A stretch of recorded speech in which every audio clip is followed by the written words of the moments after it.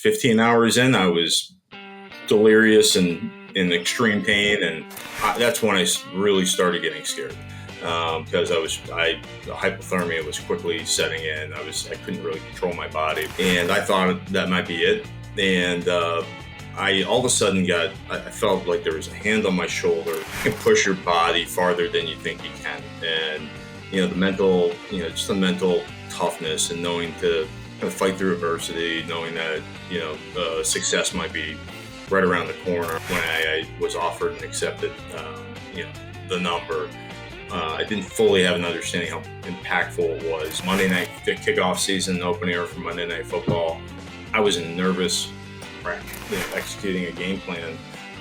Ideas are easy. Execution is everything. First of all, this is my voice. I'm Tim Green, and I have ALS. This podcast is not about ALS or living with disabilities. I don't want you to feel sorry for me. I don't feel sorry for me. I am a father of 5 with a marriage that's lasted for over 33 years. I am a #1 New York Times best-selling author of 41 books, an NFL first-round pick with an 8-year career. I worked on TV for Fox Sports, Good Morning America, Court TV, and Extra. I've hosted BattleBots, A Current Affair, and Find My Family. And I am also a practicing attorney. In this podcast, we're diving into real-life stories. From triumphs to trials, we'll explore the extraordinary in the ordinary. Join me, Tim Green, and my son Troy each week for real conversations, laughter, and insights. Because life is a journey, and everyone's got a story. My voice in today's episode is powered by 11 Labs. Rob Konrad, you were a star player for the Miami Dolphins and the last player to wear the iconic number 44 on the Syracuse University football team. And years ago, you had to deal with a situation that is many people's worst nightmare. Thanks for joining us today. It's always good to connect with you. Yeah, and happy to spend some time. First of all, Tim, so good seeing you. And it's my pleasure to join here, and it's great to see that you and Troy, and looking forward to spending some time. And going back to my Syracuse days, it was a tremendous honor to wear number 44. And Tim, I know you're certainly aware of it, and Troy, you as well. And it's for anybody associated with that university or Syracuse alumni, has an understanding of what that number means to the university. And when I ended up being to the extent the number remains retired, I was the last one to wear it in the lineage of our 44 fraternity. But for me, as a young man at 17, 18 years old, being able to visit with Jim Brown and Floyd Little, and have those guys as mentors, and talking to me at a young age, looking back, was really a special experience, right? Syracuse in general, and I'm gonna throw you at the top of the list as it relates to alumni that are really special people and great guys have always been willing to give back to the younger players in the university. That's always been a special experience, part of coming to Syracuse. But when I'd gone to Syracuse, Paul Pasqualoni, who was my head coach at the time, sat me down and said, look, if you want to come here, you have to have full understanding that this number is more than just a football number. You are representing yourself. You're representing this team. You're representing this school. You're representing this community. You have to do everything better. You have to do things the right way, and you got to stay out of trouble. And so not everybody, I think, would embrace that. From my standpoint, I loved it. I mean, it was right up my alley. No one was putting more pressure on developing into to perfecting their craft more than I could. And I love the experience of wearing that number on campus. It was a whole lot of fun, a whole lot of pressure. But to be, in hindsight, and part of that fraternity and be really close to those guys. Unfortunately, we've lost Jim and Floyd in the past couple of years, but to spend a lot of time with them and kind of learn from them over the years. Very different people, right? Very different personalities, really impressive and dynamic people, and impressionable when you're 17 and 18 years old. Certainly to be able to spend time with Jim Brown, arguably the best player that ever lived. So it was a tremendous experience for me, and hopefully did the tradition proud, and was able to kind of wrap things up as the last player to wear it, but was a tremendous amount of fun on my end. I mentioned that you've lived through many people's nightmare, and that's drowning. For the more imaginative folks who haven't heard your story, we'll throw some sharks, the pitch black night, and an angel for good measure. Can you please tell us the story of your survival? Yeah, no, absolutely, and there were a few sharks in there, absolutely. So I'll tell you. So this is years after I retired. Avid fisherman. I've been a boater since I was a kid, growing up in the North Shore of Massachusetts, and down here in South Florida, there's a pretty common practice of people fishing by themselves. For the record, I do not recommend anybody do this, but it's something that I think it's less happens less now, probably post my incident, but a lot of folks had done it. So I traditionally had been, well, to expand the story a little bit, I had I grew up with Chip Kelly, who is the football coach or he was originally at UNH. He's a New England guy. Went out to Oregon, had a bunch of success, obviously with the NFL, and is at Ohio State right now. A good friend. He was coming down. We were going to go fishing in early January. I think it was a Tuesday, or it was later in the week. It was a Tuesday. I said, "Hey, look, I don't want my boat. Everything goes wrong with boats anytime you go out. So I wanted to go get my boat service, so I had less of a chance of something going wrong. So a Tuesday morning, there was a bad weather kind of coming in from the north. I said, let me just scoot up, get my boat service, and we'll have it back in time, and we'll have a great trip with Chip going fishing. So I headed out of essentially Hillsborough Inlet, which is in Broward County, and I would run out about 10 miles to the Gulf Stream, which is that current that runs north and south through the Florida Straits. And that's where all the big pelagic fish are. And this is a routine I used to always do. I would run out to the Gulf Stream. It was ripping north. I'd fish, usually catch a couple nice fish, pull into Palm Beach where my boat would get serviced, and I'd go through that process. On this particular day, I'd gone out and had kind of what we call a Florida trolling spread, like kind of 4 ballyhoo spread out behind us, and I hooked a big fish. And I had thought that I had put both engines in neutral.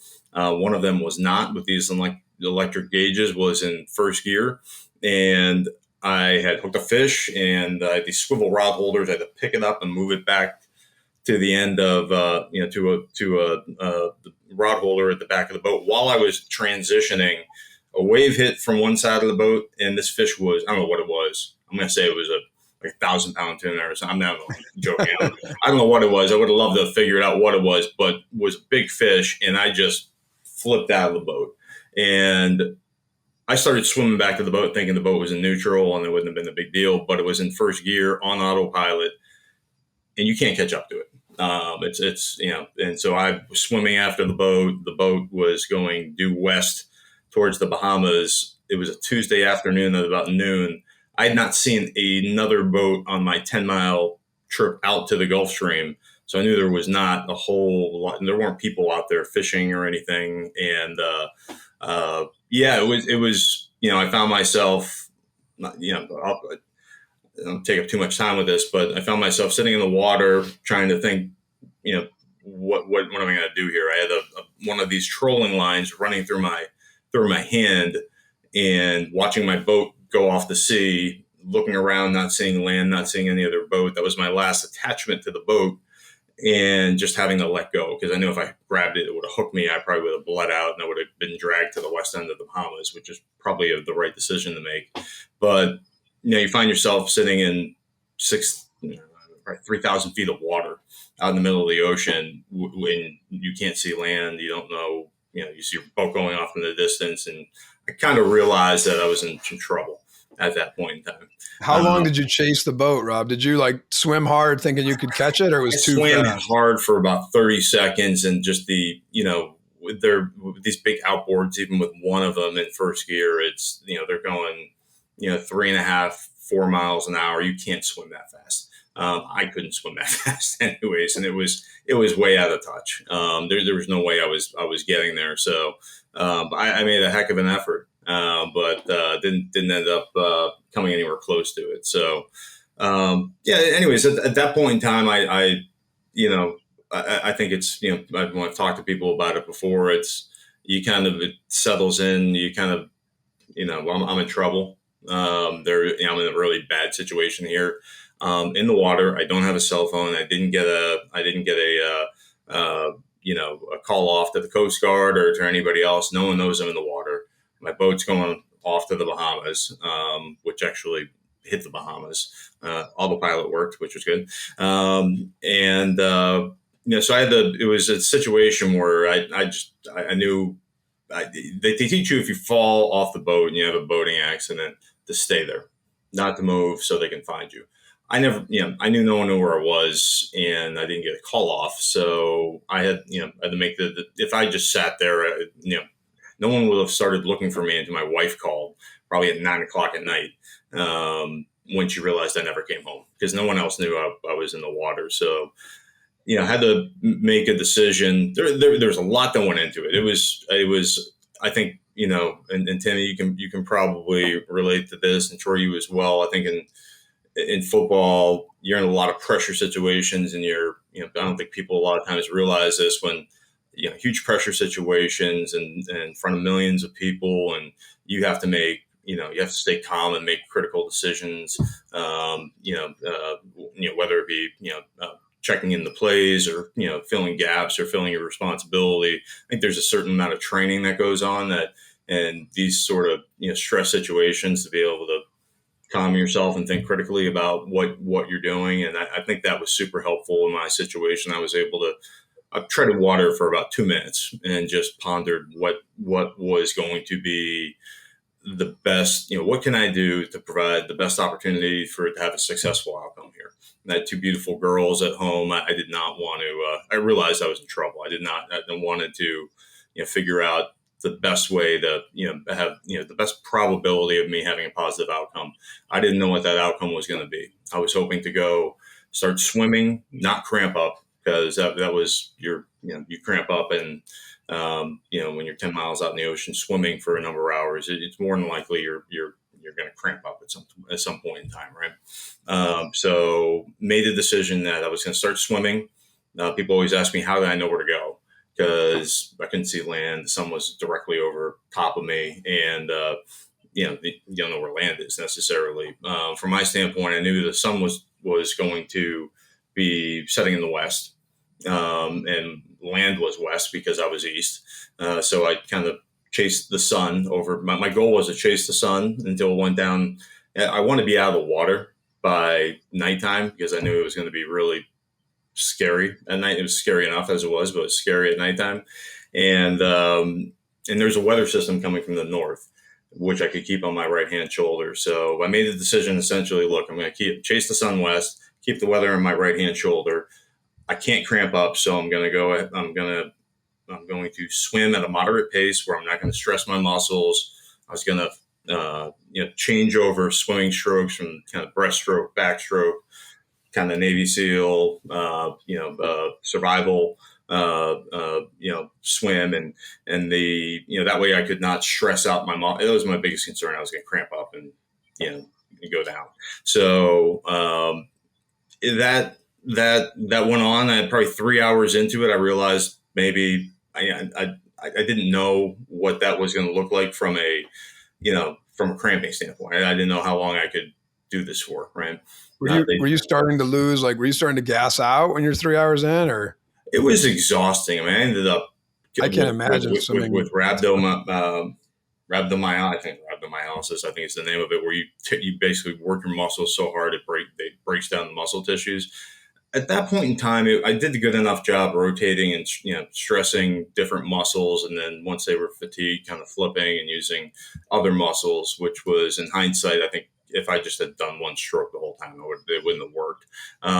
But yeah, no, it was not probably at 3 hours in, I wasn't terribly exhausted. 15 hours in, I was delirious and in extreme pain. And, it was everything, I think about the worst double session practice you probably ever been through, and like doing inside drill at the very end. And it's kind of that type of effort and strain that, was taking place at that point in time. But after about 3 hours in, I said, you know what? I'm not cramping up. I feel pretty good. This is super creepy. I mean, it's just creepy being at 3,000 feet in water, no boats around you, and not knowing what's underneath you. To me, that was actually not, that wasn't very settling. And knowing that, I still couldn't see land. But after 3 hours, I said, you know what, I can do this. If I just keep doing what I'm doing, I keep myself paced so I don't get hypothermia. I'm not going to overdo it from a swimming standpoint so I don't cramp up. I think I have a decent plan where I can have a shot. I didn't think I was going to swim to shore. My goal was to try to get in front of find another boat, or find a weed line with a log in it or something I had nothing. At this point, I had kind of made the decision to gear down to everything but my boxer shorts, just to keep the resistance, the water resistance off of me. I had to keep those on just in case I didn't make it. And I have, 2 daughters and my wife. I didn't want to wash up and, ashore, kind of, full moon and everybody. But so that I had that was an interesting thought process. You have a lot of time to think, about things while you're out there for 16 hours. But yeah, as the day went on, it was just a constant battle. It was more mental. And you guys know this from, the game. I think the one thing the game teaches you is you can push your body farther than you think you can, and the mental, just the mental toughness and knowing to kind of fight through adversity, knowing that success might be right around the corner. I mean, all those things that you've learned from a decade of playing, big time football, I think kicked in just naturally. It wasn't something I was necessarily thinking about, but it was just it's life lessons, things you learn, things that's inbred into you as playing big time football for a long time. You don't make it a decade and major collegiate football or the NFL if you don't have those traits or develop those traits. And so I think those things just naturally kind of get kicked in for me. As we got into the evening, I hit shore at 5 a.m. in the morning. Okay, so we're talking about noon to 5 a.m. in the morning. So it was a heck of a deal. Once nighttime came, that was really creepy. When you're still out in the Gulf Stream, you can't see land. It's dark, and you're just out there swimming in pitch black by yourself in the middle of the ocean. A couple people wanted to write books, and kind of do a book and movie deal. And some more famous authors. I said, I'll make you a deal. Come out with me at about midnight. All right, on my boat, and we're gonna go, out into the Gulf Stream. I'm gonna jump into the water, and I'm gonna drive off for about 25 minutes, and I'll come back and pick you up. And if at that point in time you're not losing your mind or freaking out, we'll go ahead and do something. And I think I asked 5 people, they all declined. I mean, it's really really unsettling situation. But from my standpoint, it was focus. It was, look, I've got my number one focus is to not drown. Right, and keep swimming. Something's going to come eat me, or something, whatever else is going to happen is out of my control. Control the things you can control. And so kept swimming through the night. A bad storm came in from the north that I was referencing.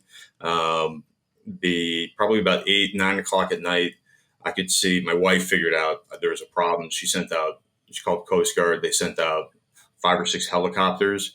They were about 10 miles north of me upshore. I knew they were looking for me. I had gone out of southern inlet. She thought I went out of the northern inlet. So they weren't anywhere around me, which is super frustrating at the time as you're swimming through the ocean.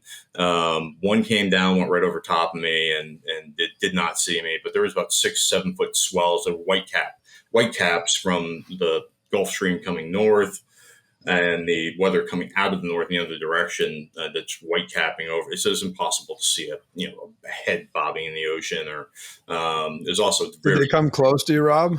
Right over my head. Right over my head. I was flailing and everything else, and they didn't see me. Did you have any? I mean, obviously you're not the kind of guy that would give up, but that must have been such a gut punch when they flew over. You probably thought you were You know, finally going to get out of there. yeah, it was probably about 9 hours into it at that point in time, which is a long time. And I mean, exhaustion, and you finally see this helicopter.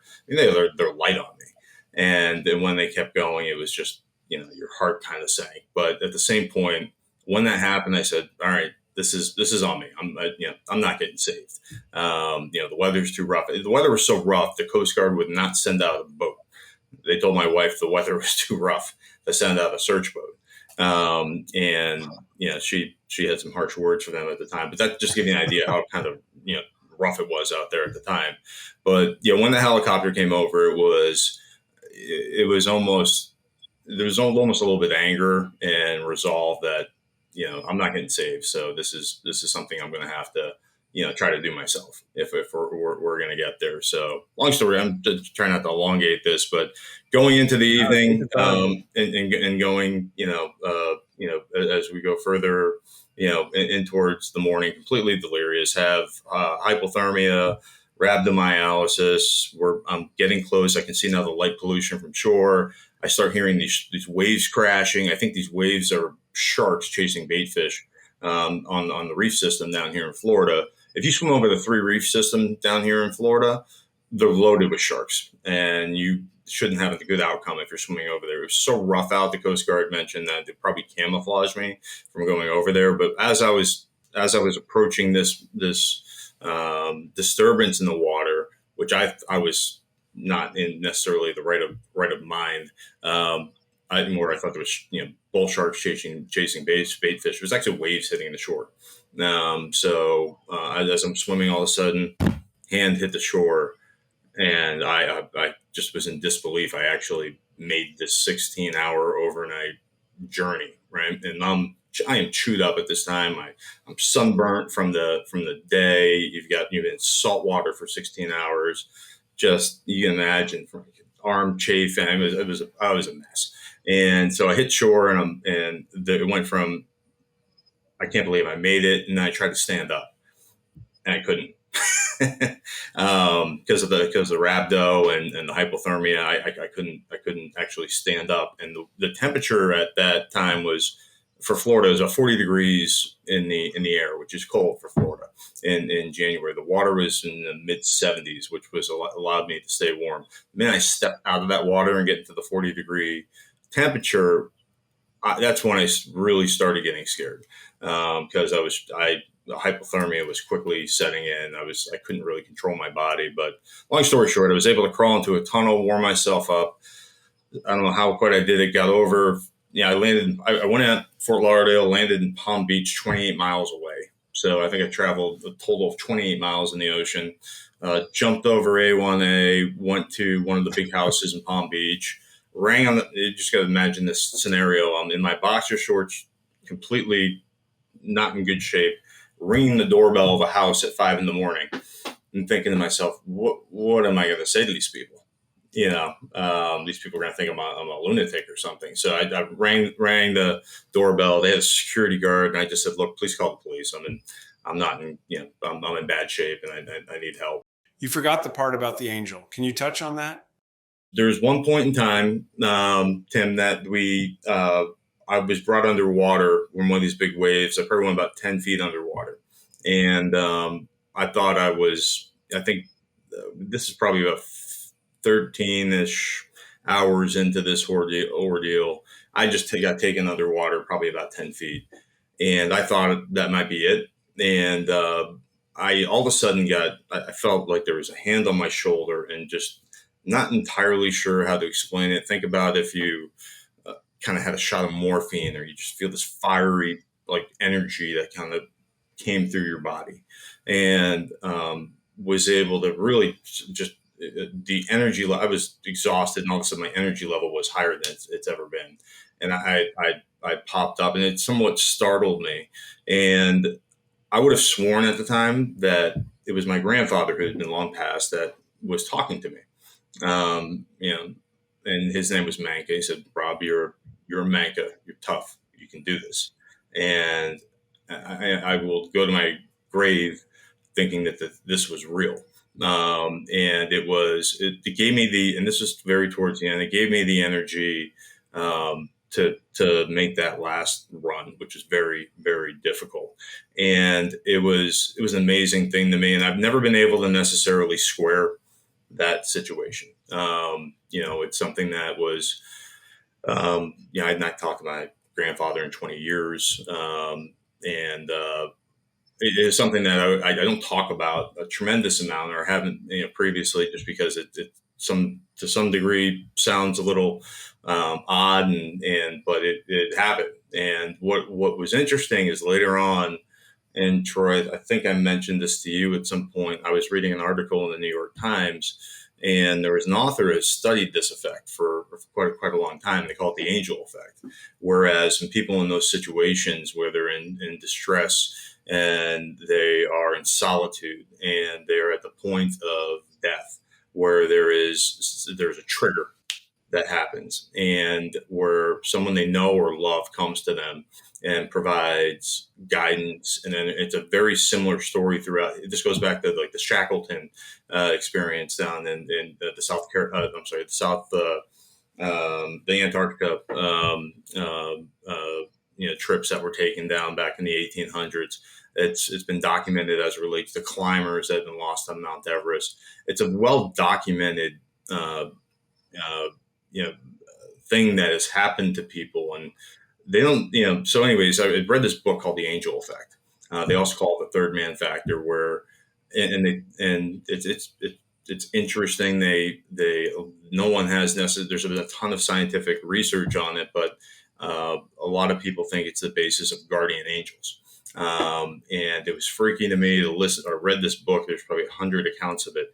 And it's exactly what happened to me. It's someone that you know or you love that is providing you guidance, strangely specific and helpful advice that can help you and lead you to survive. And they're always over your right hand shoulder. You can very rarely see the person, but you know who they are and you know that they're there, which is exactly what happened to me. So from my standpoint, it was a surreal experience. It was a very, I would say, religious experience from my standpoint. Kind of opened my eyes to, a lot of things. But that had happened to me and was extremely powerful. So you combined a lot of the things that happened on those 16 hours, and the fact that I survived, the fact that no one got hurt, the fact that I got to find my way back to my wife and kids. It was just an extremely positive experience in my life. And I think that from my standpoint, I wake up every day thankful. I wake up every day with kind of a new there's nothing that can happen, from my standpoint, that I can't keep a positive attitude on a daily basis, just because of that particular event, what was gone through. And I think lessons learned, and just kind of changed the way I see life. It's a big statement. It changed the way I see life to a real extent on a regular basis. So anyways, yes, and Tim, I would not want to try it again, and I do not recommend anybody else making this attempt.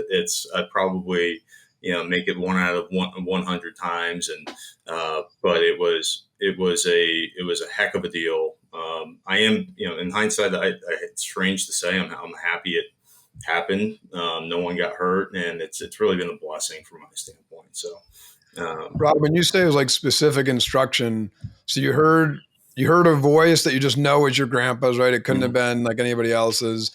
And then was it just that one thing that, like, you keep going, or was it throughout until you made it to shore? Or I think I was at a point where, being 10 feet underwater after 13 hours and being as where I was, I needed that. I needed that energy. I needed that, I needed that reinforcement that I can do this. Get your butt up. You're tough. You can do this. You're there. And that's what I needed to hear at the time. because there was a lot of, despair at the time. You're 10 feet underwater, 6 feet seas, and you're barely have the energy to get out. But the energy that was, that I felt at that time, and that encouragement just put me on the new path and gave me the last strength that I needed to get to shore. Now there's a whole other subject matter we don't have to get into, but a lot of times people will say, you've heard people on shipwrecks, people with this whole effect will give them instructions, go left, not right. Don't do this, do that. And we'll be critical direction, which is kind of unexplainable. Maybe it's in your inner, conscious or brain telling you something. Maybe it is, maybe it's something, that's, more, godlike, that is, or angelic, that is coming and helping you. And, I don't know that that's necessarily, I don't know if that's ever been proven. They've done a lot of study on it, and they're trying, obviously, scientifically to figure out something that might be not able to be scientifically proven. But I think that's a common theme. And for me, it was absolutely what I needed to hear, the time I needed to hear it, and to make that final stretch in. And then, did you have any boats? You said that your goal is to see a boat. Did you have any encounters with boats on the swim? Yeah, my goal originally was to let's swim long enough and stay around long enough and try to find a boat, fishing boat, what have you. There were no boats. I didn't see any fishing boats until late at night, which was odd. But they weren't close by. The boats I did see, I was way out past the cargo shipping lanes. And so they had these massive cargo ships that were coming by, and I could see them miles away. So I had the bright idea. I said, well, I'm going to go swim to those, into the shipping lane, and then I'm going to wave down the cargo ship. That might have been the worst idea I've ever had, as I got close to one of them and realized if I get anywhere near this cargo ship, I'm going to get sucked under, chopped up by a propeller, and there's no chance that they're ever going to see me. So that was an original thought that I quickly, I think, once I got closer, figured that wasn't going to be meaningful. I was waving and doing everything I could, but again, you're a speck in the sea. It's really difficult to find some. I did give the Coast Guard a heck of a time, though, after they told me they didn't have heat sensing gear to find people in the water.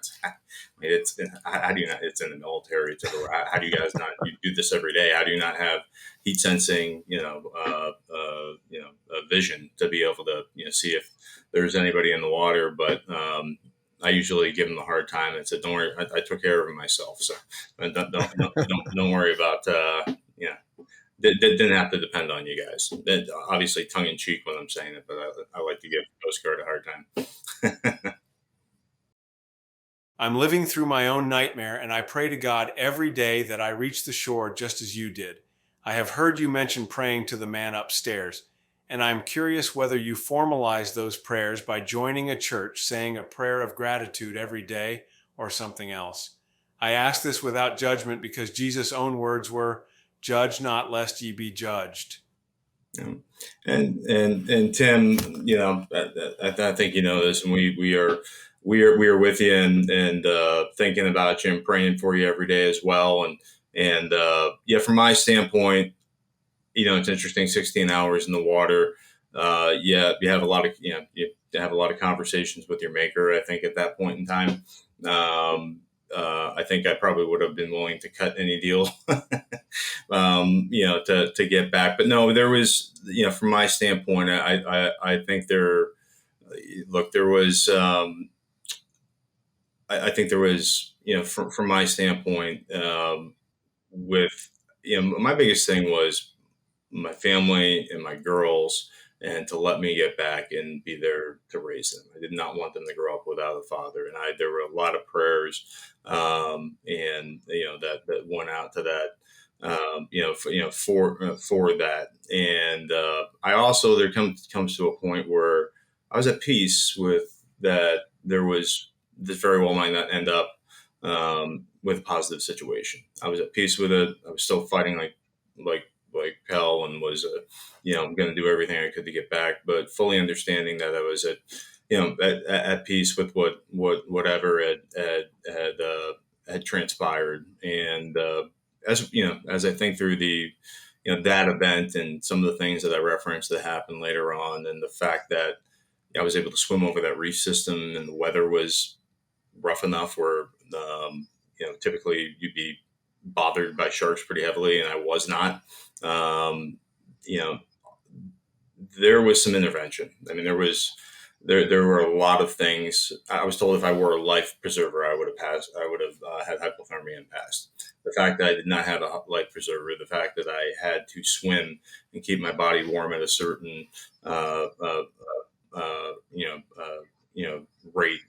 It was just enough. The fact that the weather was rough enough where uh, you know the you know the sharks that were on the reef system probably didn't notice necessarily that I was going over those three reef systems coming into shore, which otherwise would have been a very difficult and dangerous proposition. Uh, I think if you think about your maker and things work in mysterious ways, and you think about the things and the ways things line up that day, I'd like to think that my prayers are answered from that standpoint. Even just knowing that if you didn't have the weather event coming from the north, you wouldn't have known which way to swim. Yeah. Right. Like just there's so many coincidences, so many things had to line up that's amazing. Yeah. Bob, I don't want to harp on this too long, but and probably take you to an emotional place. But what was it like when you got back to your wife and kids? I was I was delirious. I had mild hypothermia. I was in a lot of pain from the rhabdo in the hospital. But it was the interesting thing was my wife knew what was going on. My wife sent this with the timeline. They went to bed, went to school. They never knew what happened until I was out, which was great. My wife thought I was no longer around for that evening. So when she got the call that I actually hit shore and I was at the hospital, it was pretty emotional. Pretty emotional event from that standpoint. My girls were younger, and I don't know that they fully grasped. I think they have a better grasp of kind of what transpired now, which is good. I'm glad that they didn't go through that. Which my wife had to go through, but I mean, it was. I think you look a couple weeks into it, and I realized that I wasn't out of the woods as it related to the health issues. I think that they were very concerned about with the rhabdo, and some of the side effects from that were really dangerous. So I was, kind of held up for quite some time in the hospital. But at the end of the day, once I was out and I knew, I was in decent shape. I mean, it was, well, first things first, my wife banned me from ever going boating and fishing again by myself. But it was emotional. It was great, and with my we were just very blessed with our family, and it was it was great. I feel so thankful today, almost 10 years out, to be able to watch my kids and be a father to my girls for the past decade. I mean, you can't be any more blessed than that. So. All right, let's go back to your childhood. Was your dad a football coach? If so, was it an unwritten rule that you were going to play football? Yeah, my father actually was not a coach, and from my standpoint, I was when I was younger, I was probably a better baseball player than I was a football player. And I think you guys maybe can appreciate this. Baseball was boring as could be to me, and for football was just much more exciting. And maybe I was a stubborn guy. I'm not entirely sure, but I was a Massachusetts kid. Not a lot of us excelled at the game. Had the opportunity to go to the NFL. I came up in the time in Massachusetts with like Matt Hasselback brothers, guy Greg Camella, that went to our arch rival high school, that played at Stanford with the Giants, won the Super Bowl there. There was kind of 4 or 5 of us that were kind of coming out at the same time. But Yeah, for me, I just the excitement of the game, and I think just the what I really love the as it relates to offensive football, the team. You have guys like Tim, like you, that will wreak havoc. You could have one guy in the ball, make a play on defense. I always loved offensive football, where from a teamwork standpoint, you need 11 guys in the ball to do the right thing every play to have a successful play. Defense, you have a dominating player like you that can just tear apart a play just by you wrecking havoc in the backfield, right? So I always loved offensive football for whatever reason. I was really drawn to it. I was a better linebacker than I was I was a tailback in high school. We this is great. We had a 250-pound fullback in Massachusetts football, mind you, is maybe somewhat like upstate New York football to a certain extent, where there's some guys who are freaks of nature, like Tim, that are tremendous football players, but some of your linemen are like 180 pounds. So we had a fullback that went to Stanford that was 250 pounds. I was 240 pounds at tailback, and it was kind of a pretty dominant. I think it was BYOB and be your own blocker. That the two of us used to just, our line would get thrown aside and we just kind of do our own thing and run around. But I always loved the offensive football. Syracuse offered me a scholarship, I think my sophomore year in high school. And this is before they started really offering kids early out of high school. I think it was like kind of the first year they started going down class to offer scholarships. And, once that happened, I was smitten. I was, that's all I wanted to do was play football. So I ran track, quit baseball, and I was all in. And that probably my personality was, I want to, whatever it is I'm doing, I'm going to try to perfect my craft. And, my wife likes to give me a hard time. I have a little OCD and want to, you go 110 miles an hour towards whatever it is I'm focused on and doing at the time, which I did in high school, which translated well. I ended up translating that from high school to, I think I was I don't even know if they have it anymore. Parade All-American, and was one of the probably top 10 to 12 guys coming out of high school at the time. I was actually committed to Notre Dame. And that's kind of how I ended up, I think, with the number 44 at Syracuse. I committed to Syracuse. Lou Holtz at the time was at Notre Dame. He had recruited me to go play fullback there. And then Paul had come back and no fullback had ever worn the number 44. And so he, I think, dangled in front of me a little bit from a recruiting tool standpoint, and which worked out well. But you knew when you were in high school, you knew like what it meant, what 44 meant? I did once it was presented to me. I wore 44 in high school. And so when I went to Syracuse and I started learning more about what it meant to the school, and I brought it up, I said, hey, look, I'd love to, wear number 44. It was, I'll tell you, there's been, and we can dovetail into this later, there's guys like Tommy Vardell that I've always really respected, that football didn't necessarily define them. There were other things they wanted to do in life, which inspired me in many ways. Touchdown, I don't know if you guys remember Touchdown Tommy Vardell. Tim, you might have played against him back in the day, but he was a Stanford kid, fullback, wearing number 44. Really smart guy, was getting involved in private equity. He was out in the Bay Area during the tech boom, and was good friend of mine now, tremendously successful. And he was the number I was originally wearing, 44. Hopefully no one from Syracuse hears this right now. But I wanted to continue to wear the number, knowing that I was going to go play fullback at Syracuse. And at first it was, you're a very high recruit, but you're not a tailback. Even though I ended up playing some tailback there. Once I had,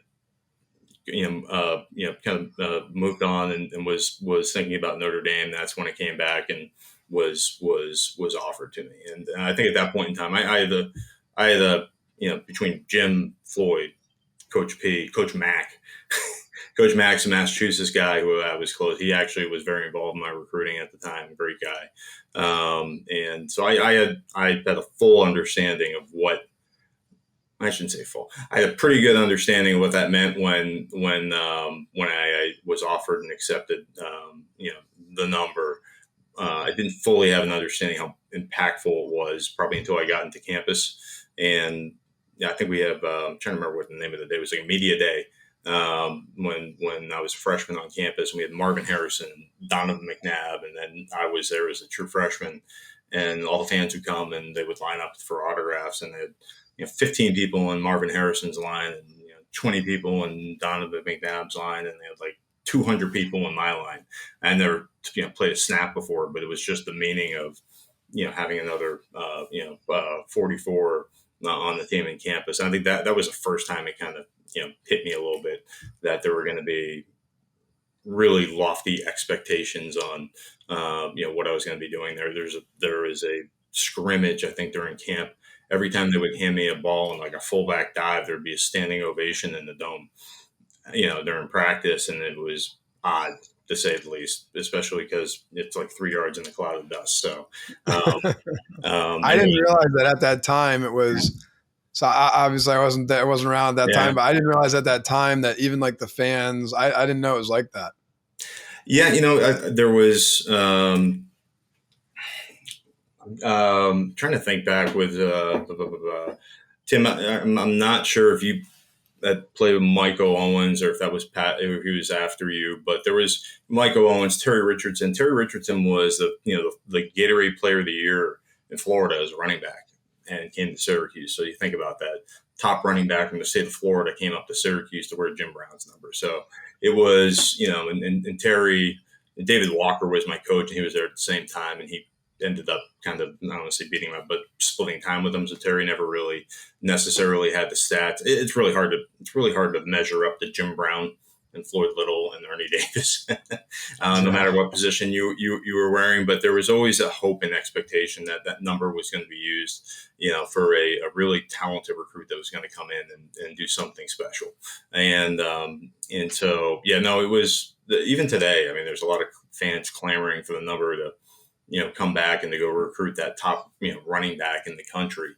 But yeah, it was, I would love to think they were just coming for me, but I think it was a lot more the number than anything else. It's very meaningful, and you see it now on campus. It's everywhere, the 44 campaigns, the statues, and everything else that's the area code, the zip code, the phone numbers, and everything that's been changed to 44. It's maybe been lost over the course of the last 20 years or so, but to some degree. But it was fun to. I was going to ask you, would you want them to, if the number one running back in the country, whoever that is, on any given year, if that person said they'd come, if they unretired 44, would you want them to do it?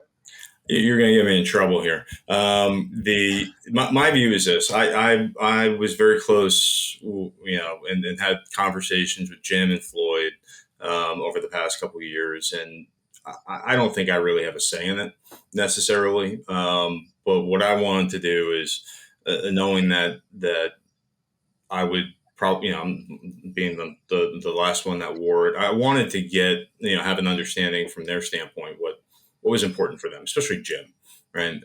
Just being arguably the best football player and that might have ever played, and Jim's view very clearly was that number should say retired. It should never see the field again. He viewed it as a punishment to the extent that that was taken out of the rafters and utilized again. Floyd had a very similar vision, with the exception of the fact that he wanted his grandson to possibly wear it. I think if there is a real reason, I think if the school had teams that were similar to, when your dad played, when Tim played, to the 90s teams that were really competitive, that were, competing in, back in our time, BCS bowl games that were top 15 teams, and get the program back to a level where, they were playing great competition.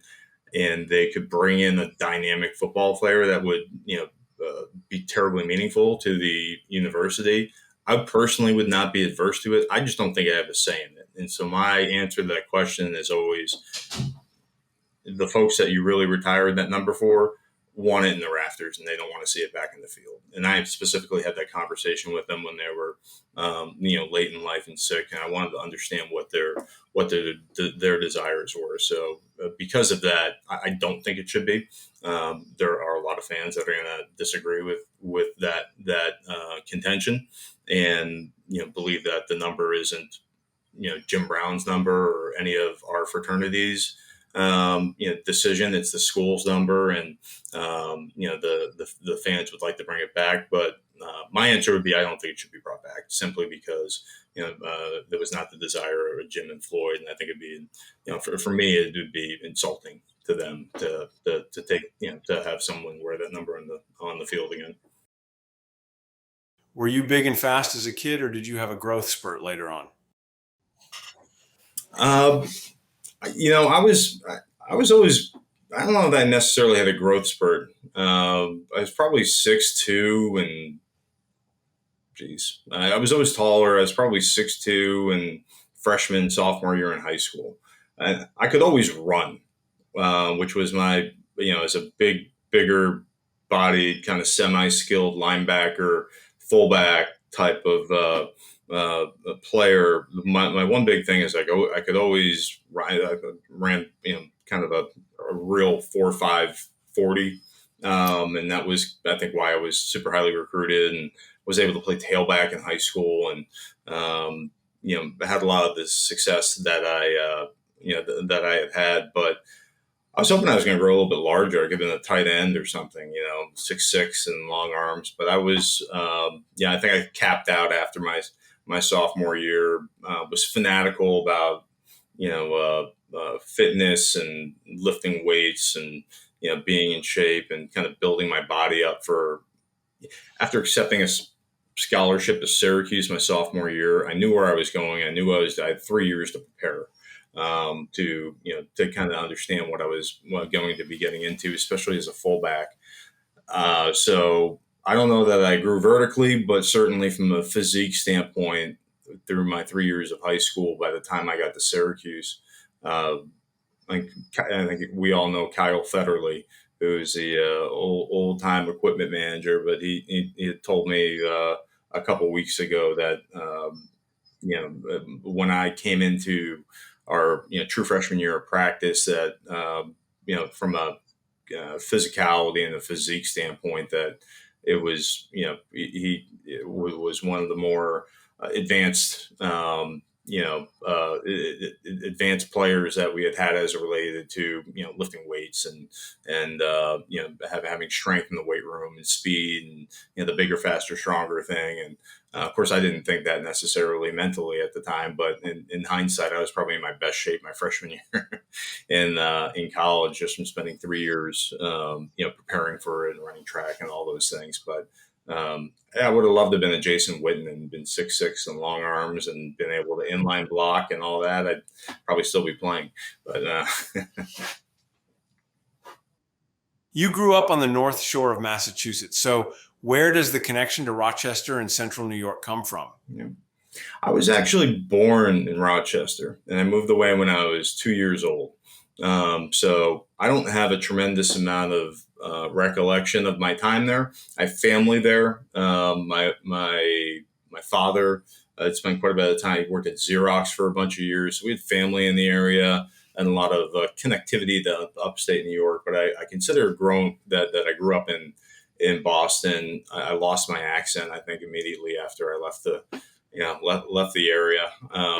And so people don't tend to believe that I'm, Massachusetts kid. But so I'd gone to elementary, middle school, high school in Massachusetts, and which is a great place to grow up. I mean, I would have loved to have raised my kids up there. It's just a great place. And Boston at the time was a great city, great college city. I actually, would have considered going to Boston College, earmuffs, but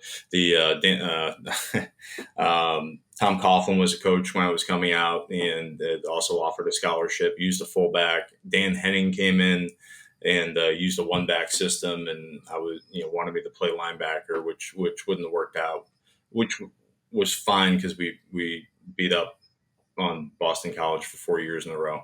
And those Hasselback brothers I was telling you about from Zavarian, our travel, went to BC, and we get to beat up on them too, which was, so we always have annual jousting back and forth on both Thanksgiving Day football in high school and the BC Syracuse game. So it's always a lot of fun. But so I only spent a short period of time in upstate New York, but they do have family up in Sodas Point, and have a lot of kind of extended family and friends out that way. You spend a fair amount of time on the ocean. Who taught you how to fish and operate a boat? Well, I would fish my father all the time. That was our thing. We would fish. I grew up flat.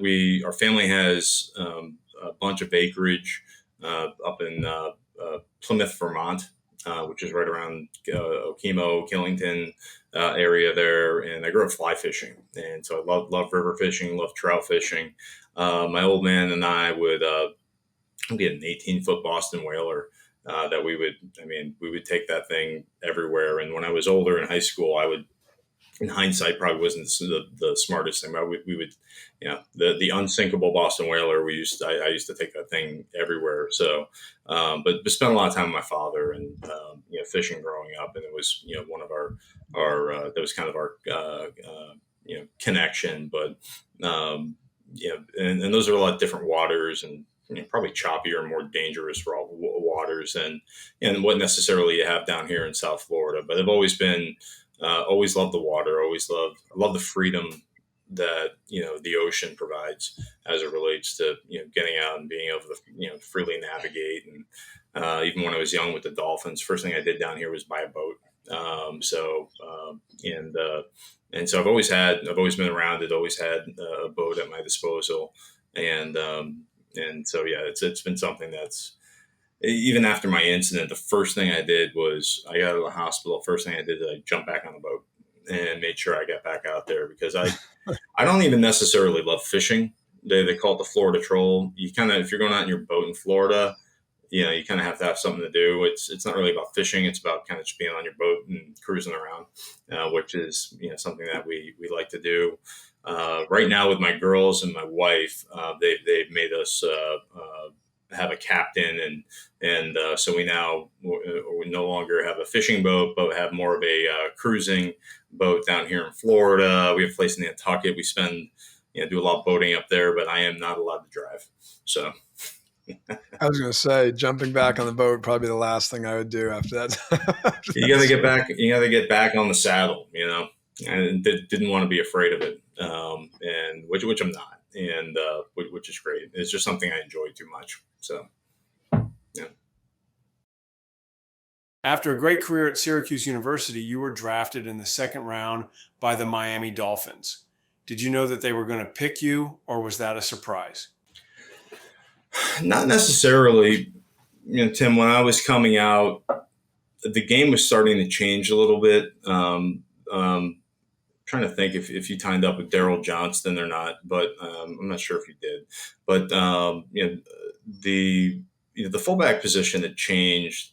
It's been changing over time in the NFL, and so I was top ranked fullback in my position coming into the draft. I just think when you look at if you look at an organization, how you value positions, fullback was not. It's a center and fullback, right? That are probably maybe the two least valued positions as it relates to at least when I was coming out. So I was hopeful that I was going to be a first round draft pick.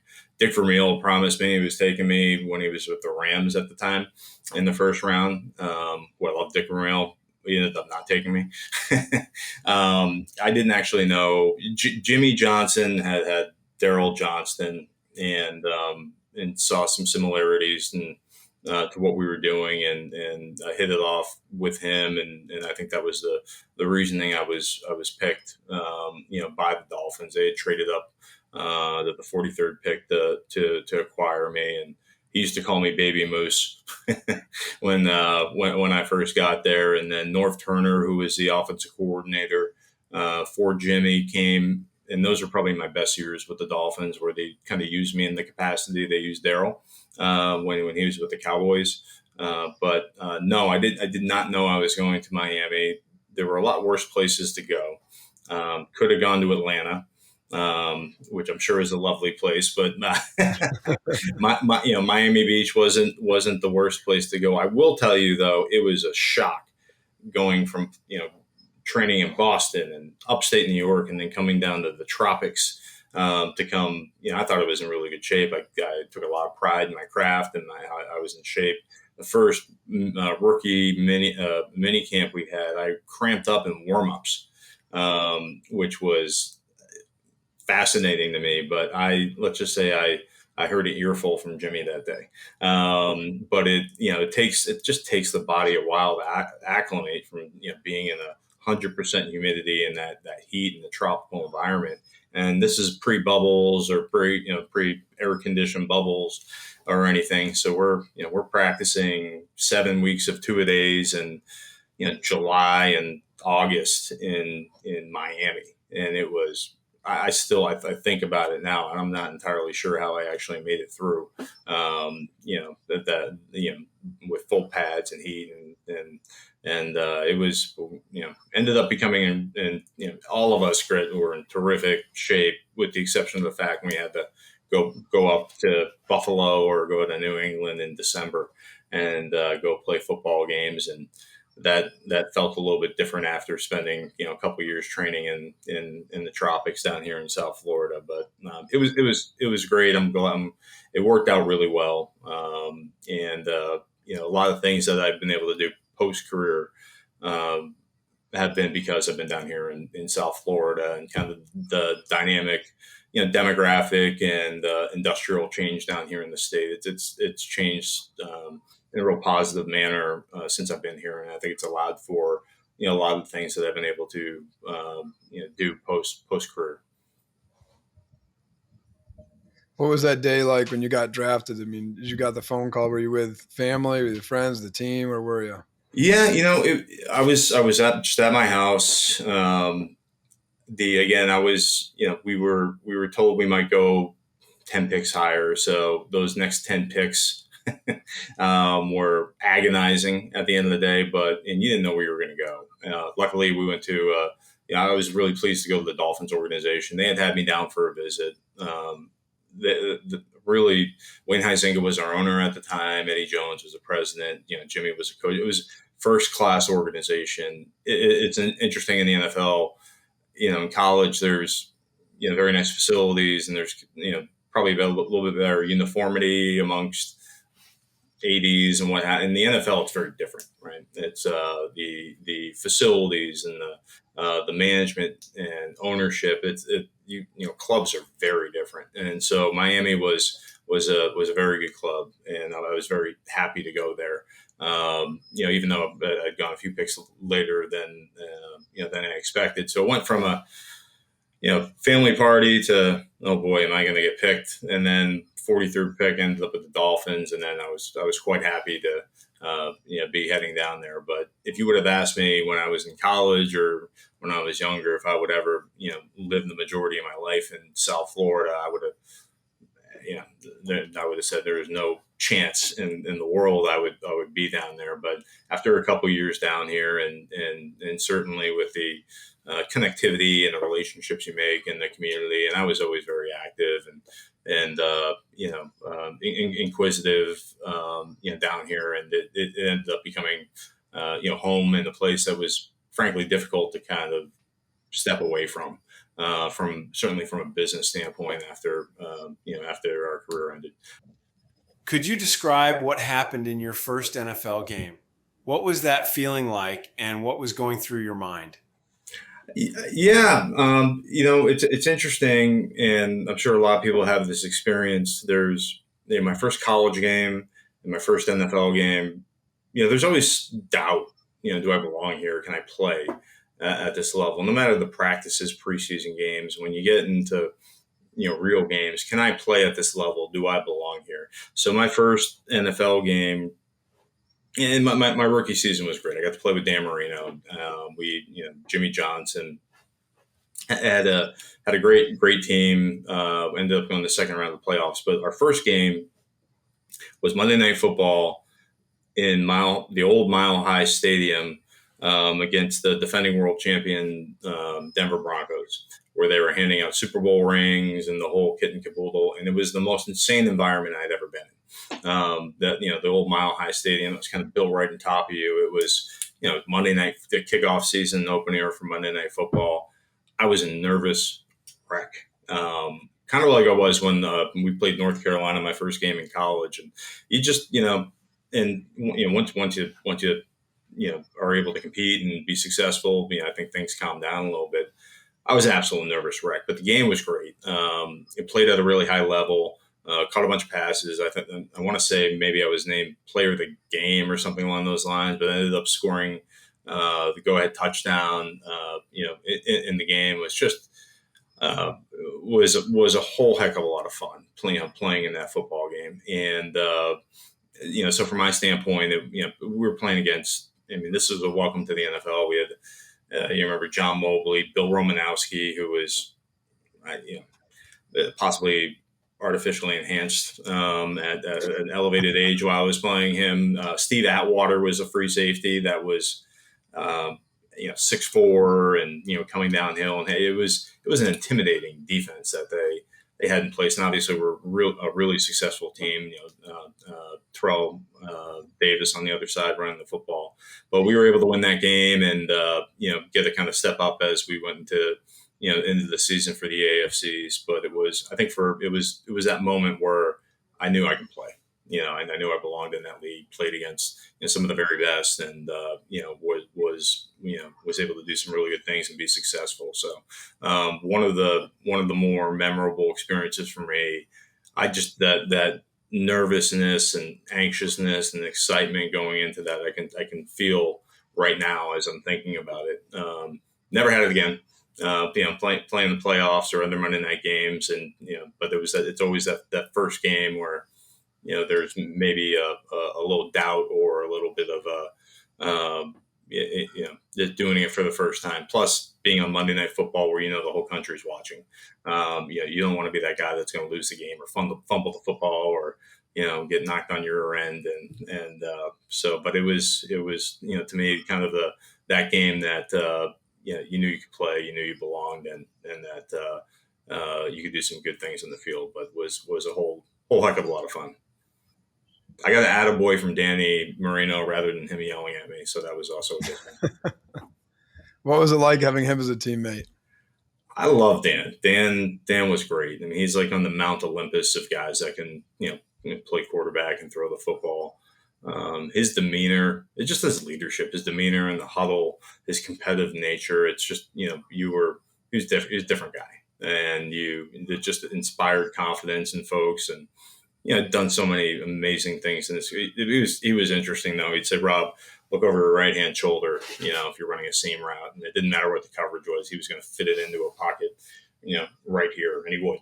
And that was his last year of his career. I would have loved to have played with him when he was 1985 or when he was younger and he was at his prime. But even I think he was 37 when I played with him. He was still just an amazing player. I don't think it was his arm that necessarily made him step away. He just kind of had a bionic leg from an Achilles injury, and he just was kind of beat up. But he still had that arm and still had that intensity, and it goes along. You guys have both obviously played the game, and I think that to the extent you have that leadership, especially you don't have too many quarterbacks that are domineering, come to the line of scrimmage and pointing out the mic and barking commands and almost intimidating to the defense and inspiring confidence on the offensive side of the ball. I've never been around anybody like that before, and that went a long way. And those are the things I remember. Now, if you missed the catch or you ran a wrong route or something along those lines, he he'd let you hear about it. But you know, because he was extremely competitive and he wanted to win. But he's always been great to me. We see him a lot down here, and he's a great guy. Is he the most talented teammate you had in your career? If I had a lot of really good guys. Yeah, a lot of really good guys. I would say that, and if you had to look back holistically at kind of what again, I was at the very tail end of his career, but probably I would say hands down, certainly in his prime. I just you watch Dan throw a football even at that age versus say Brady throw a football or Manning throw a football. It's not close, right? I mean, they're just the way the ball comes off his hand, the velocity, the high release, the he could throw with tempo, he could throw with touch, he could fit it in windows. I mean, he was just a different animal from that. The only other guy that I've seen that kind of is close to that would maybe be Brett Favre. In his prime, that kind of had that just unique arm talent, but just naturally being gifted. Danny was that guy. I think he talked to a lot of quarterbacks along the league too. Talk to Peyton Manning, or they hold him on the Mount Olympus of quarterback play. It was unfortunate. I felt bad about it. He never got to win the Super Bowl, and it to this day is something that is tough for him to kind of deal with, and it certainly was not his fault. I think a lot of us were playing for him to win a Super Bowl. Obviously, we'd like to win one too, but to get him to that point, late in his career, because we knew that was something that was driving him, and that was tremendously important. Yeah, I saw something. A lot of people say like best quarterback of all time. The argument seems to be Montana and Brady. I saw something. I think maybe it was a year ago, or a couple of years ago, where Joe Montana said he thinks Dan Marino is the best quarterback of all time, which is certainly high praise. I'm a lowly fullback. Tim, you probably hit all these guys at one point in time, but I'll say from a natural throwing ability standpoint, Dan did things that were so far ahead of his time and was so naturally gifted. I mean, I played against Brady in college 2 times a year in the AFCs. What Brady brought to the table, Brady might be the GOAT, right? It's because his consistency, his work ethic, his accuracy, his preparation, and all those things went into being a champion, right? So I would say maybe Brady is a better quarterback, but from a naturally gifted standpoint, I would put some guys in front of that. I would certainly put Danny in front of that, but they're the other intangibles and the things that I've always, we played Tom in the big house when we were in school, and he ended up getting benched, and we kind of did a number on Michigan when I was back in Syracuse, and to see how he's evolved from then to what he became, it's been so impressive in my mind. And such a testament to his work ethic and dedication to develop into a special player. And I would say he was probably the best quarterback as it relates to, you got to play the game, right? And he's the best quarterback that played the game. Danny was most talented, just naturally gifted. You combine those two, it would have been really, really scary. Yeah. In the pros, you got to wear that number 44 again. Worn by you and another Syracuse alumni, Larry Zonka, who played for the Dolphins in the 70s and was an integral part of the only team to go undefeated over the course of the entire season. Did you ever meet Larry, and did he have anything to say about your shared number? Yeah, I've got to spend some time with Zonk, and he's a super interesting guy. Even to this day, he's a big guy. And I didn't realize how both him and Jim Brown were even later in life just big guys. And Zonka from my time with him just has a very different just views the world very differently. Fun-loving guy. Him and Jim Kick, who's a guy that I knew well, that he played with him. Jim Kick, Mercury Morris with the Dolphins. Had a great backfield. But you think back to Zonka when he was in Syracuse. I think it was Zonka, Tom Coughlin. Jim Nance and maybe Floyd Little were all in the same backfield at the same time. I mean, you think about that, it's kind of I mean, just amazing. The type of talent they had at that point of time. I don't think they were all in the same class, but they all crossed over at some point in time. But yeah, Zonk, I think more recently has come back to Syracuse and done some things. I think he was put up in the Ring of Honor. I think he's half the time up in Alaska fishing and doing whatever he's doing. But super interesting guy to me.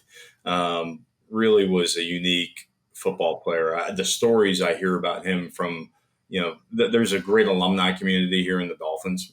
After a lot of people stay here in South Florida, so a lot of guys from the '72 team. I became quite friendly with Coach Shula a bunch of years. His son Mike Shula coached me with the Dolphins for a while, but that '72 team is always around, and to listen to them tell stories about what was happening during the '70s and their runs are just they're entirely entertaining. I'll leave it at that. But he's a free spirited guy, heck of a football player,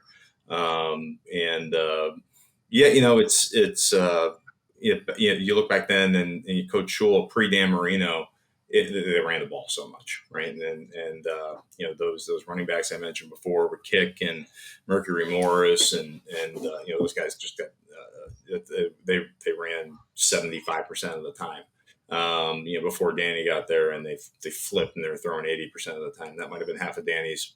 He might have checked the pass half the time, but so they were dominating people.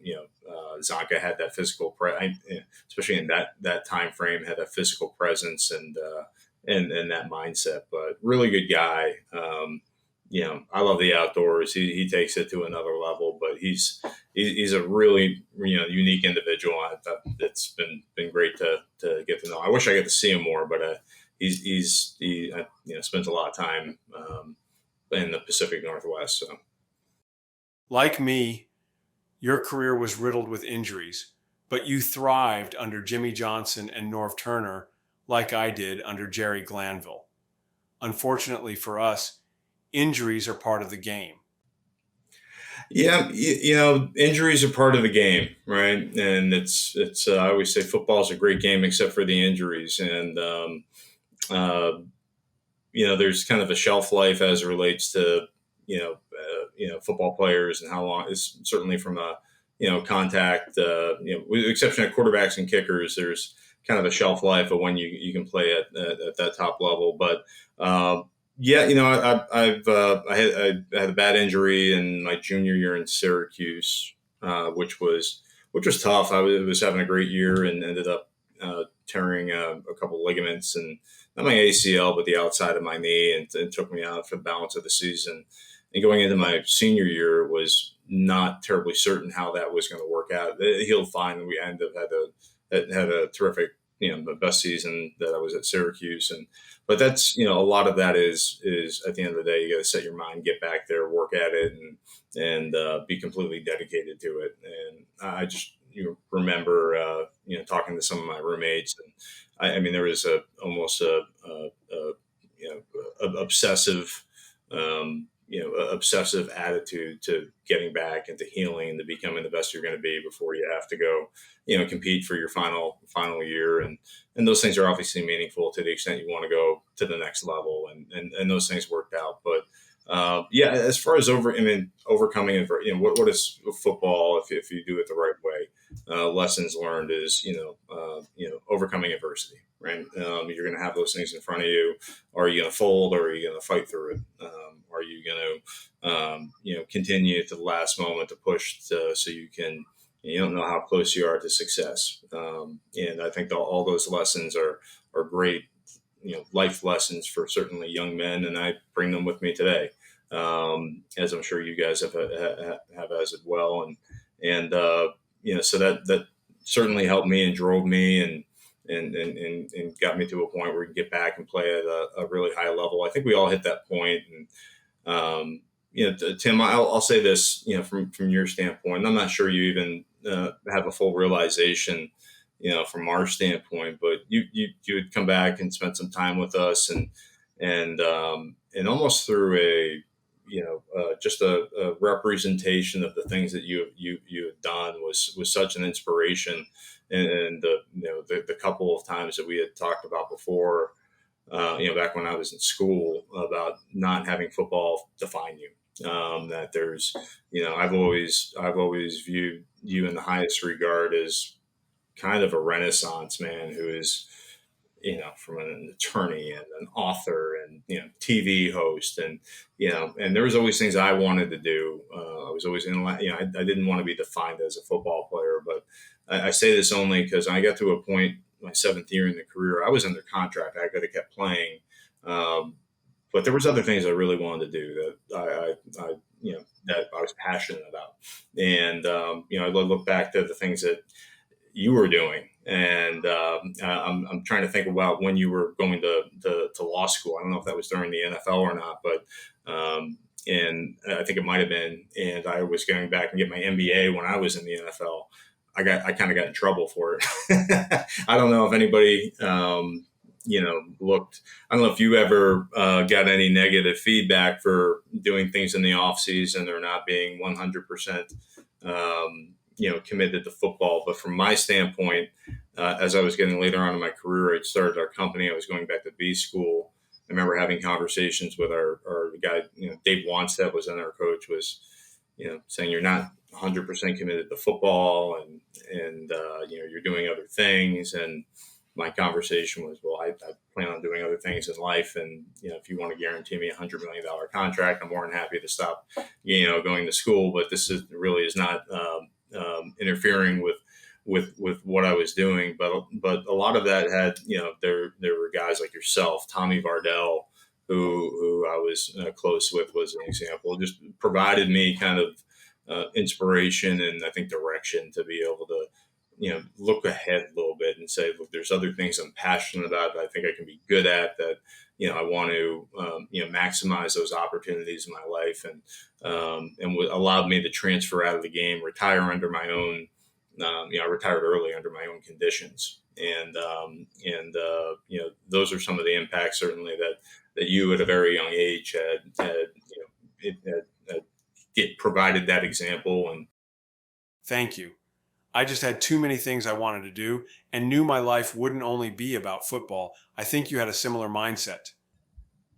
I had a position coach, Rob, at UCF that used to always say, school first, football second. Rolled up 2 and a 1, the opposite direction. Yeah. We had Troy Aikman on in episode 8, and he told us that your shared coach, Jimmy Johnson, was a master of motivation and manipulation. Is that true? Yes.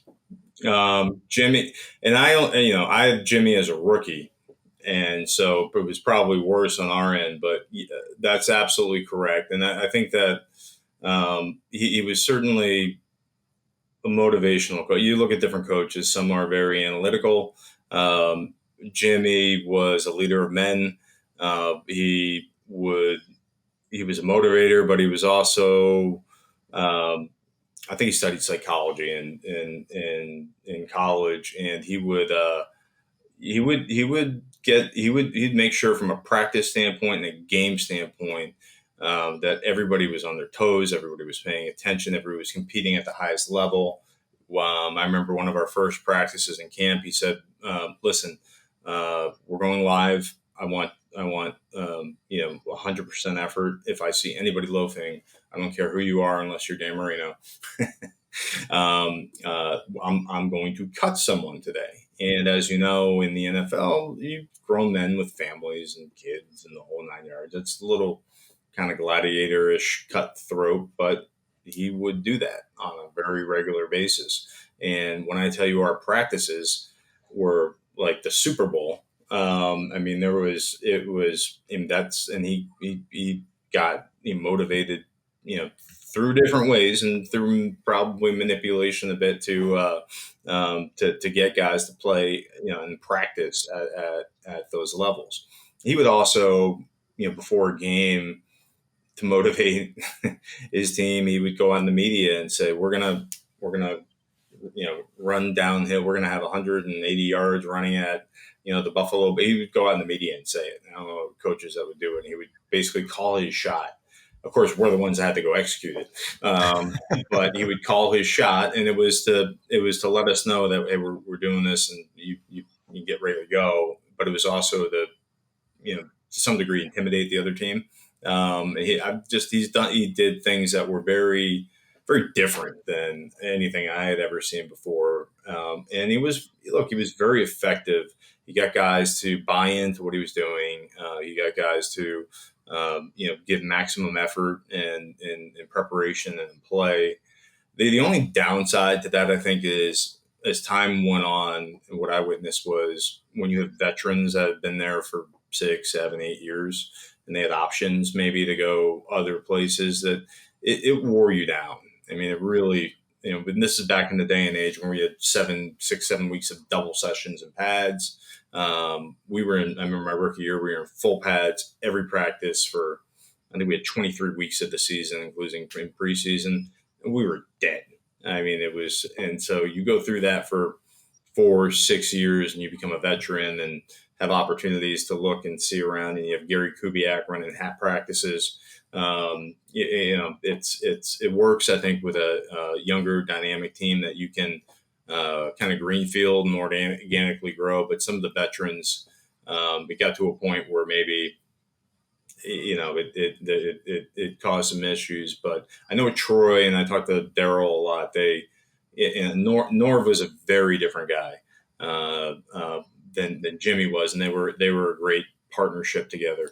But Jimmy got the most out of his guys, and I would say the only thing is later on in those stretches, certainly I think Jimmy did that in college. When you talk to some of the Miami players, that their college works great because you got young kids that they're running through walls and they don't know any different. Once you got to your 8-year veterans in the NFL, and Jimmy's making those demands and telling you he's going to cut you, and you're going to have to move your wife and your 3 kids to someplace. It kind of went in another direction. But Jimmy was a great coach, great guy, very tough, but you get him away from the field, and just a sweetheart of a man. Spent some time with him at the Bahamas this summer, and big fisherman. Was a great guy. I love Norv Turner. Norv Turner to me was a guy that understood player psychology, certainly from an offensive standpoint, and knew that, he wanted to keep everybody involved, engaged, know that they were part of the game, and had a lot of alignment with his players. I love playing with Norv. But the two of them together were, I think, pretty a dynamic kind of yin and yang as it relates to head coach, leader of men, and then, from an operational standpoint and motivating his players. So they had a special thing going. I know Troy loves Norv as well. And, Norv was one of my very favorite coaches. Troy did speak very highly of Norv. Since your career has ended, you've been running a highly successful wealth management company, as well as doing many other entrepreneurial ventures. My question is, did you lay the foundation for all of this while you were still playing? And how was it you went from blocking linebackers in the NFL to managing the state pension fund worth over $180 billion in such a short time? Tim, I might blame you for that a little bit. When I was starting to think about, things I was passionate about that I wanted to do other than football, and you very well might had some of this, but I was very intellectually curious, and I became relatively intellectually bored at some point playing football.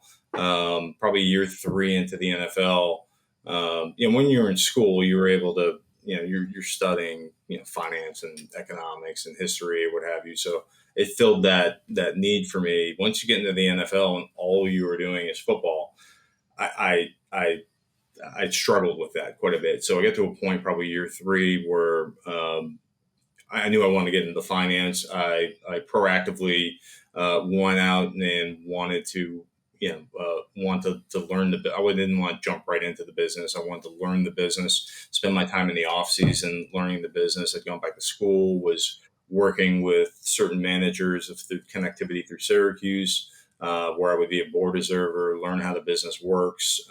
Spent about 4 years doing that. And so when I retired, I had actually built up what is Alterna, our company right now, to a point where I could easily step away from the game, and I wasn't, from an economic standpoint, wasn't taking a step back.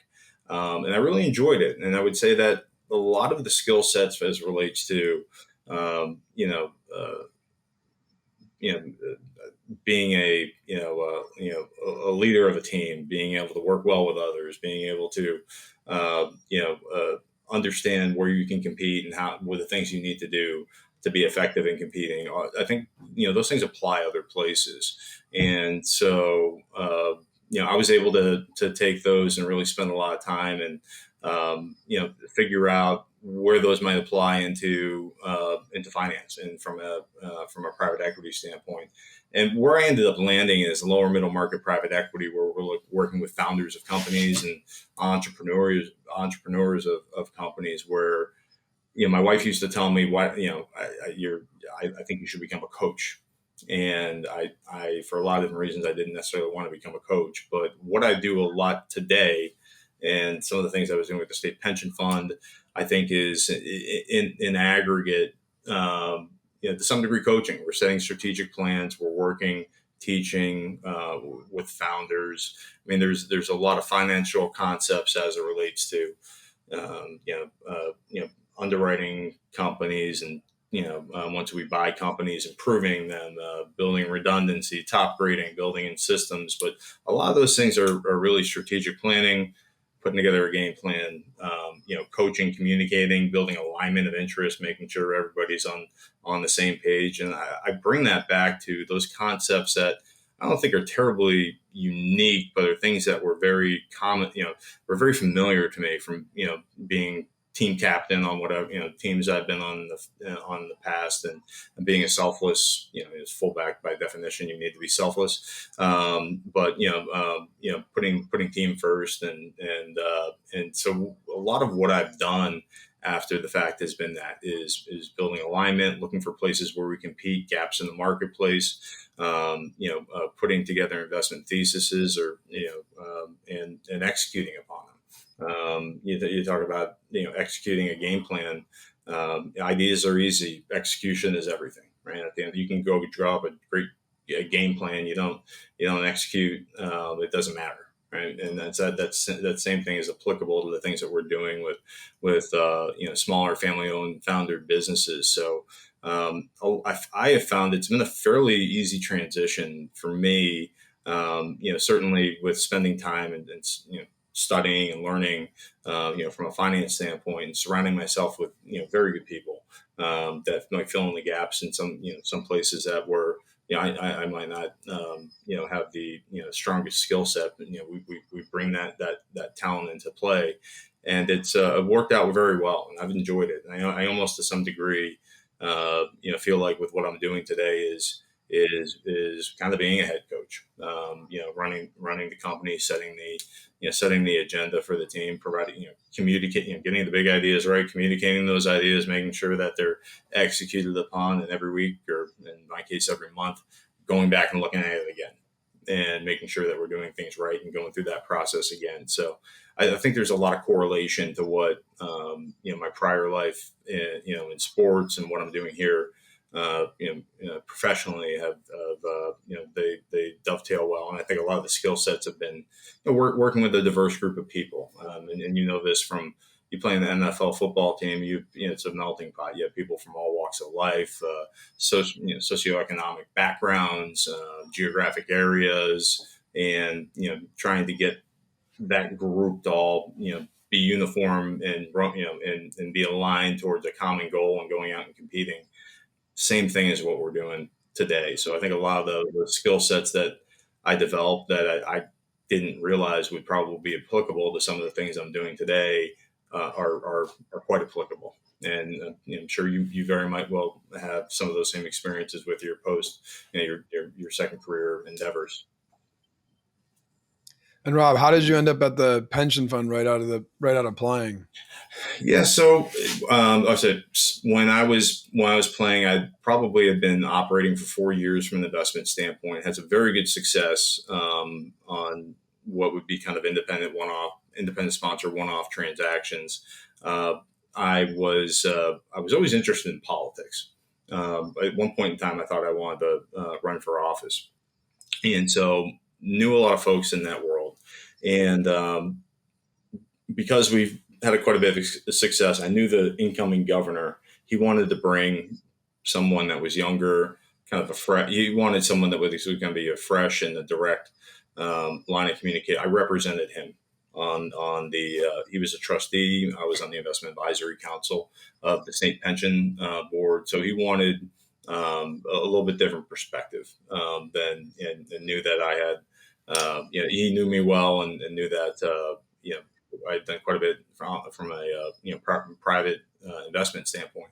So he had he had appointed me, and I was a junior guy in the council. Eventually, I became chairman of the investment advisory council. This was during the financial crisis, 2008 through 2011, which was a little bit terrifying because you're dealing with public. I think we had 300 billion of, we're fourth largest pension fund, 300 billion ish of teacher and firefighter, public employee monies.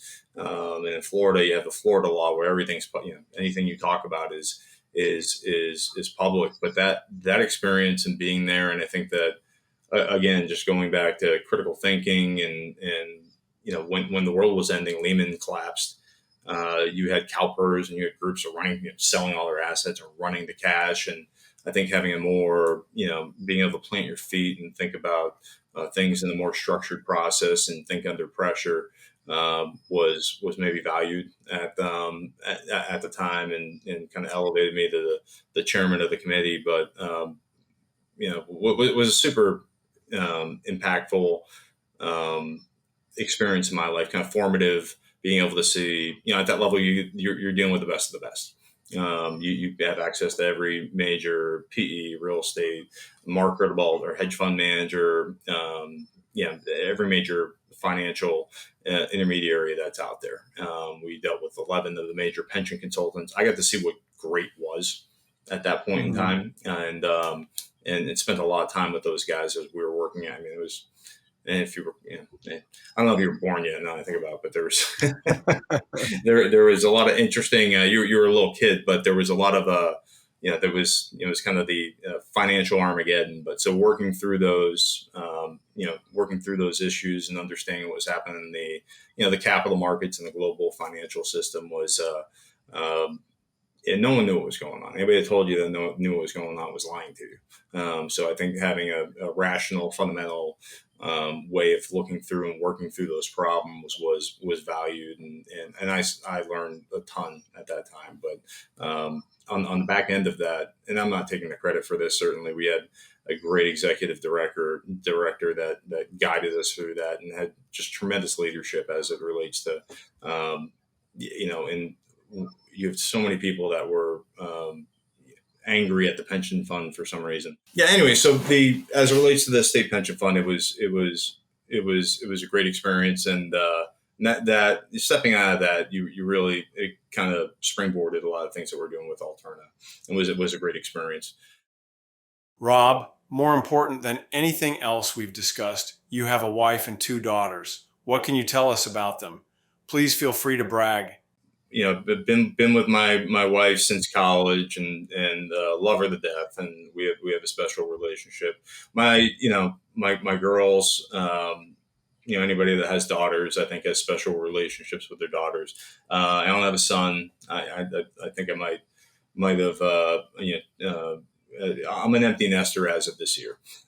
So we're it's kind of an interesting experience for us. Anybody had that if I had a son, I probably may have not have put them in the bubble and treated my girls like princesses. I might have sent to private school. I might have sent my son to public school and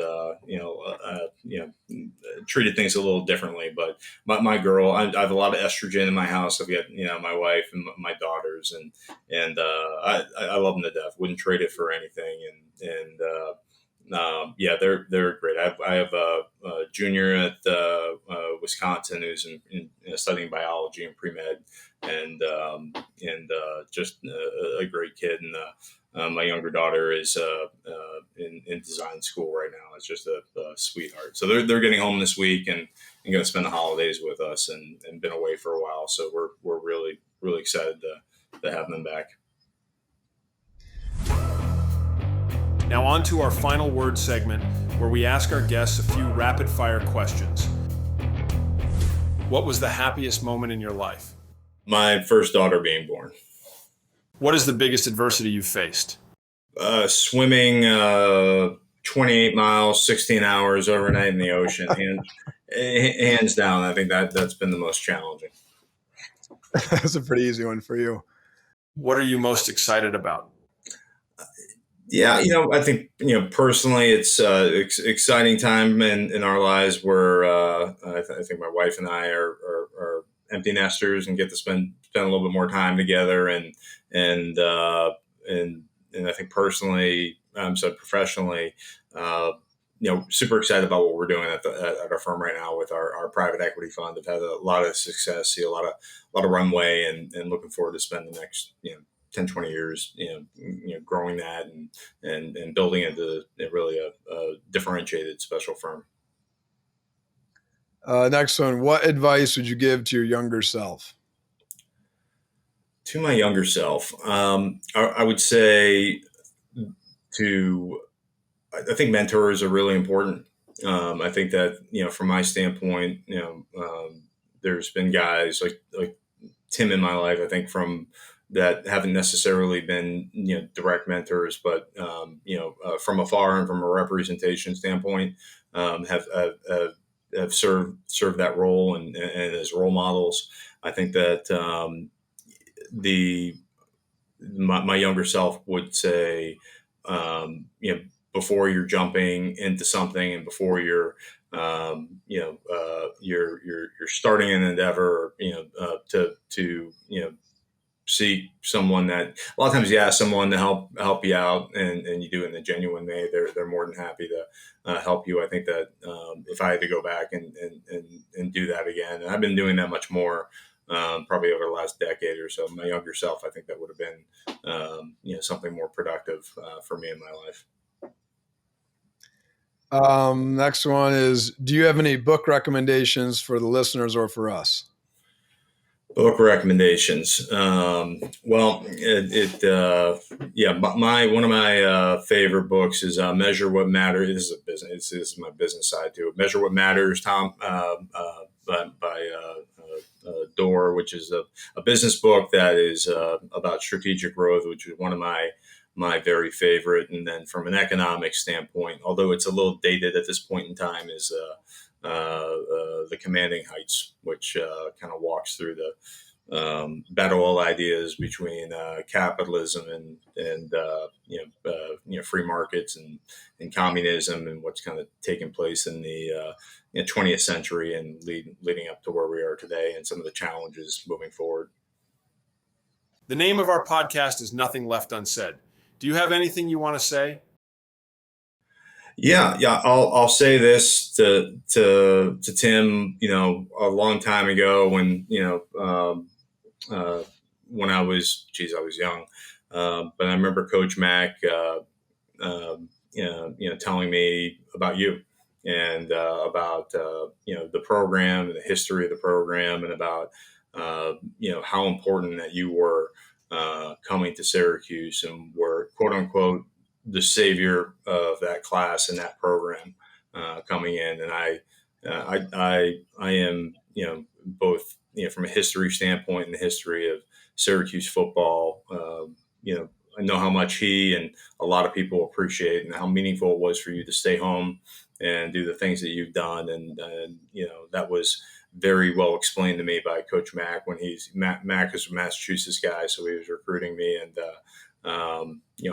we kind of stand on, or when I was there, certainly stood on your shoulders and the things that your group built, and you sticking around and bringing that recruiting class in and built. So I figured I'd share that with you.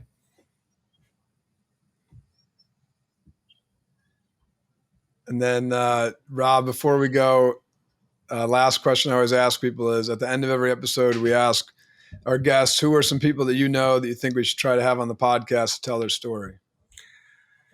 Yeah, a lot of terribly interesting people. I think you and I have talked about this. I mean, I think a good friend of mine, Senator Rubio, I think we were having some conversation. He's a big football proponent. His son's playing at Florida, and would have loved to have come on this call. I think he's probably unavoidably detained, as he's being named the Secretary of State right now. But that would have been certainly number one on my list, as it would have been folks to have on board. I'm gonna make the ask anyways, just out of see if he's got a free moment. I'm sure he'd love to have that conversation. Rob Konrad, thank you for sharing your heart-stopping story with us today and your ascension through the ranks of football to the pinnacle of business. Your life is inspiring at every bend in the road. Let's talk again soon. I appreciate it, Tim, and you've been part of that for me, and probably more people than you know, and thank you as well. It's been great being on with you guys. Yeah, Rob, thanks for doing it. I know you're really busy, so thanks for making the time to talk with us, and we look forward to seeing you soon. Likewise. Thanks, guys. If you enjoyed today's episode, consider supporting the podcast for free by subscribing on your favorite podcast platform, leaving a review, and sharing it with your friends. Your support means the world to us. This episode of Nothing Left Unsaid is brought to you by 11 Labs. Their groundbreaking technology makes a huge difference, and we're grateful for their support. To learn more, visit 11labs.io. A substantial portion of our sponsorship proceeds go to tackleals.com, funding cutting-edge ALS research. If you'd like to join the fight and contribute, visit tackleals.com. Thank you for listening, and we'll see you next time on Nothing Left Unsaid.